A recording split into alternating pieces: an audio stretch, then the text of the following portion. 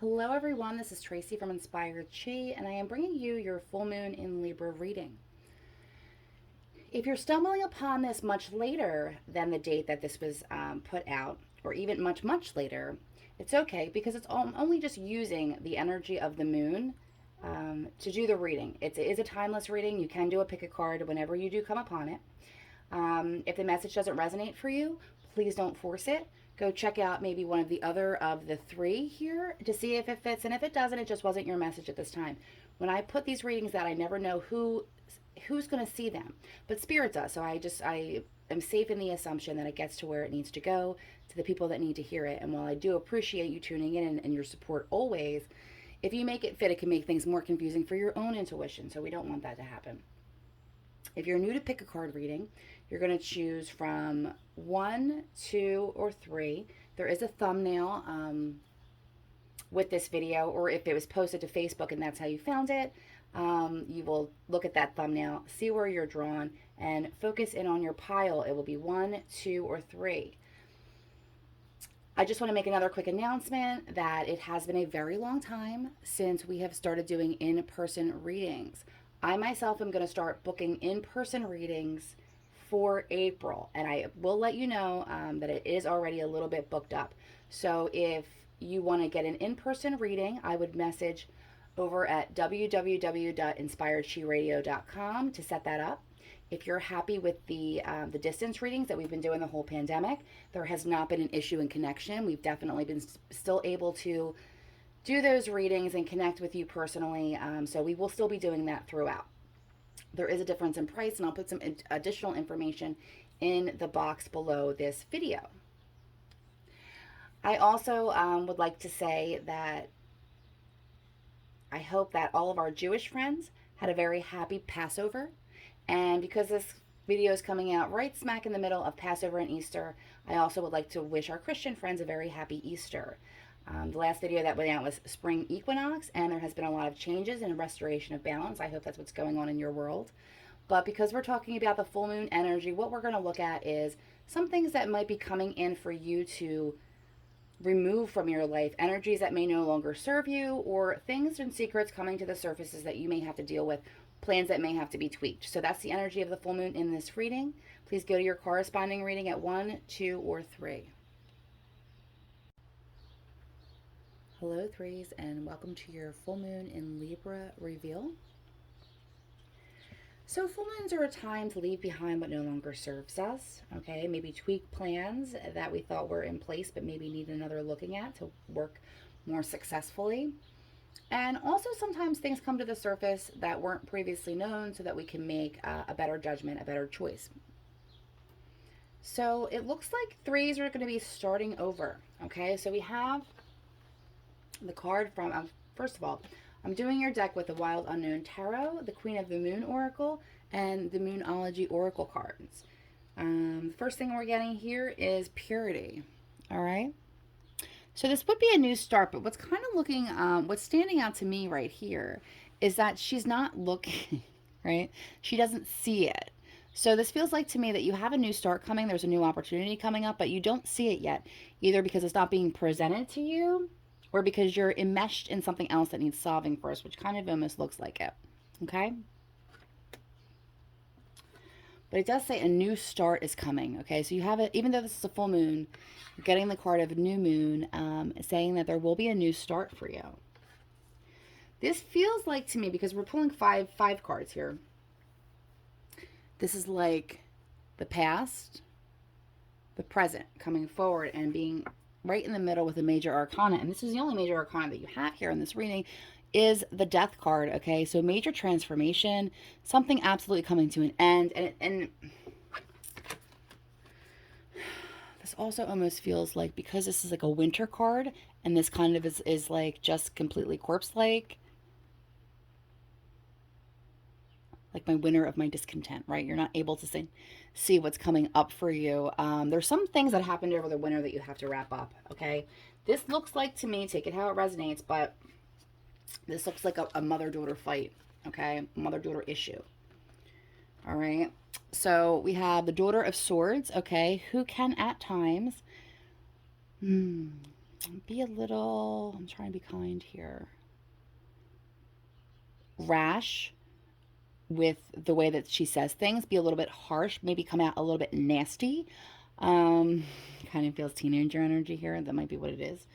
And then we have the Mother of Wands, which is all curled up in a protective stage where it's just like she feels like, the daughter's like, I said this, and this is what I mean. And she's just kind of curled up here, feeling kind of hurt, where it's kind of like, here's the sword, even though, like, it almost feels, this is obviously two different objects, but do you see what I'm saying here? Like, right through the heart, okay? But we drop this energy. What we have here is the Mother of Wands. And in every other deck, the Mother of Wands is the Queen of Wands. And the Queen of Wands doesn't really put up with any bullshit, okay? She's charismatic, she's beautiful, she's good at everything she does, okay? But for some reason, this energy, this fight has her all twisted. This is her kryptonite. This is where she's vulnerable, okay? If the roles are reversed and you are the Daughter of Swords,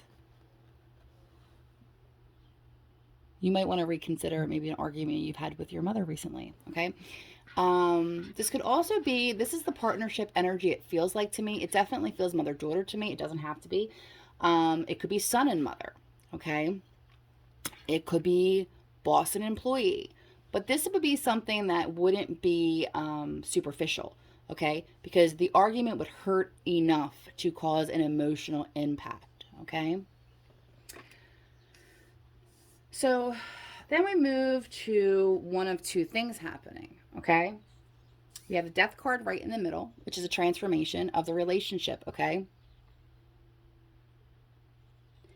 Is it a death of the relationship? I don't think so. I think it's a death of the old way of the relationship because you do have a new start is coming. To the right, we have wish fulfillment. And I can't imagine you getting wish fulfillment if things weren't necessarily going your way, right? If the situation continued to be unpleasant and you continue to be very heartbroken. Now, don't get me wrong. If this is a toxic relationship, you may very well get the wish fulfillment card when you walk away from it if it is the death, okay? But I feel like because there is so much pain there, this new start would be very healing for you. But take it as it resonates for your own mental health. If that new start to you is walking away from the situation, even if it's family, do it. If that new start is, having a heart to heart so you can get to the next part, do it. But I do want to end by saying the next card coming up is the card of apology, okay? The Son of Pentacles. Head down in an apology stance, okay?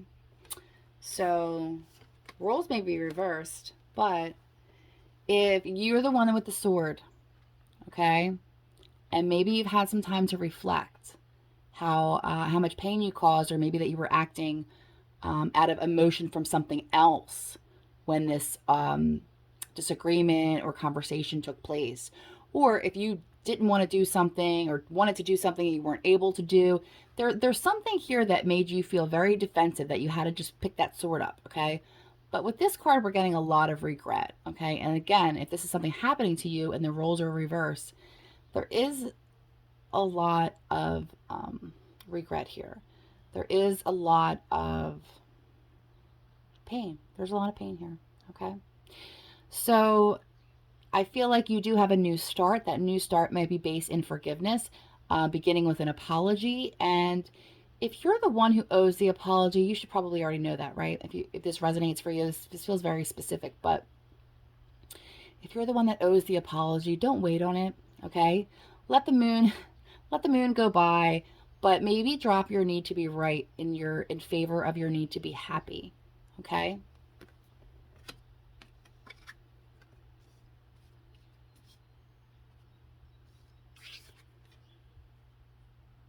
This is definitely not the energy of the usual Queen of Wands, okay?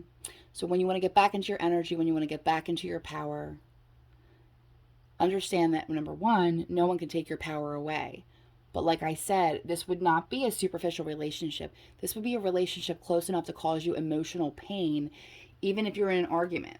And it feels like, to me, even if you're in an argument, whether you're right or wrong, whether the person's right or wrong, it hurts you more to be separated. It hurts you more that this took place and that there is a separation. But I do feel like there is the chance to have a new start, to have your wishes fulfilled, to have an apology, okay? So if someone hurts you and they come to you with an apology, drop your need to be right and tell them all the ways that they did hurt you and to kind of harp on it. Now, I'm not talking about that part where you do have to have an open and honest conversation about boundaries and clear the air. I'm talking about after the fact, okay?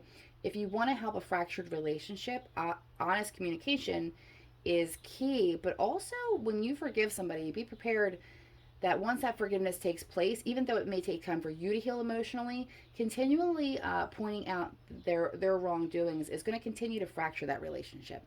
So just keep that in mind. And again, if this is in the reverse for you, and maybe you had to speak up and set some boundaries, and you really hurt someone, and you need to do the apologizing, but you're very clear on your boundaries, maybe just say, I'm sorry the way that that came out, but these are still my needs, and this is what I need, and I'm sorry if that hurt you.